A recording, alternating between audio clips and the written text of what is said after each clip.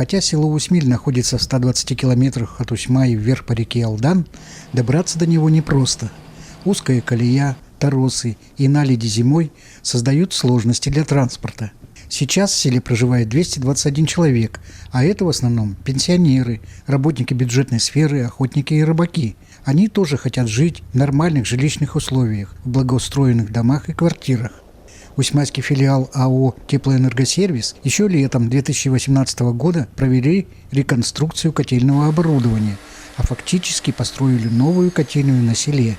В прошлом году она была перед отопительным сезоном полностью реконструирована, поставлено новое оборудование, 2 новых котла, КВР 1.45, насосное оборудование, соответственно.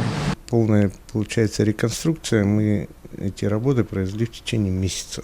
Это плюс еще задержка маленькая была по поставке оборудования, потому что это доставлялось водой. В тот год уровень воды был маленький, маленькая задержка была.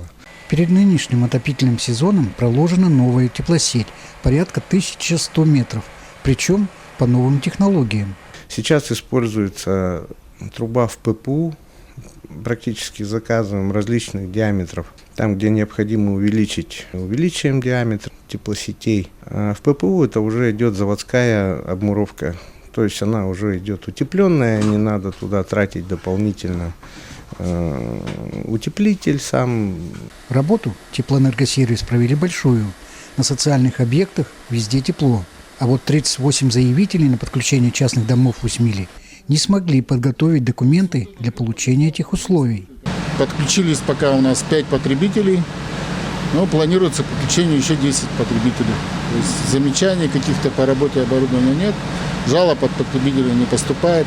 Но несмотря на это, теплоэнергосервис в этом году будет прокладывать еще одну магистраль в другом направлении и надеется, что население села Усмиль за эту зиму подготовит все необходимые документы для получения этих условий.